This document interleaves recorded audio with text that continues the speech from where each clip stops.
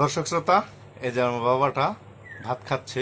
ভাত তো খায় না, একে কোনোভাবে খাওয়ানো যায় না, একমাত্র আমার হাতে হালকা পাতলা কিছু খায়। শুধু আমার হাতে, মায়ের হাতে খাবে না, নিজে হাতেও খাবে না। এখন খাচ্ছিল, আমার হাতে খাবে। তো খাওয়াচ্ছিলাম, তখন হঠাৎ করে বলে যে আমি নিজে হাতে খাবো। নিজের হাতে নিয়ে এখন বলতেছে ভাত খাবো না, শুধু মাংস খাবো, আর কিছু খাবো না। বাবা, ভাত খাবা না? কেন? ভাল লাগে না? তুমি কি খাবা?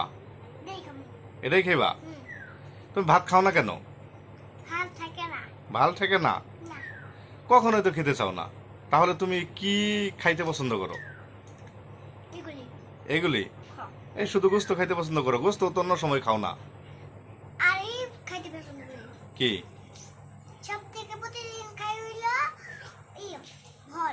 ফল? হ্যাঁ, ফলের জন্য সে শ্রেষ্ঠ ভাই।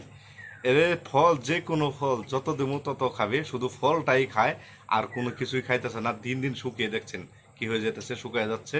কিন্তু সে ভাত খাবে না, অন্যান্য খাবার খাবে না। আমি দোকানের খাবার বন্ধ করে দিছি। দোকানের থেকে যে আগে যে খাবারগুলো আনতাম সেগুলো ইন টোটাল বন্ধ করে দিছি, কোনো খাবার দেই না। কিন্তু তাও ভাত খায় না। আমি ভাবলাম যে দোকানের খাবার বন্ধ করলে হয়তো ভাতের প্রতি আসক্ত হবে, কিন্তু না, ভাতের প্রতি কোনোভাবে আসক্ত হচ্ছে না, কোনোভাবেই ভাত খাচ্ছে না। তাকে যদি ফল দেই, একমাত্র ফলটাই অফুরন্তভাবে খায়।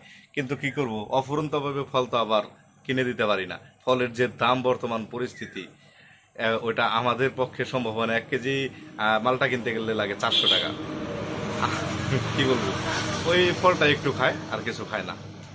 শুকিয়ে যাচ্ছে। সকলে একটু আমার বাবাটার জন্য একটু দোয়া করবেন, ও যেন ঠিকঠাক খাওয়া দাওয়া করে, ও শরীর স্বাস্থ্য যেন ভালো থাকে।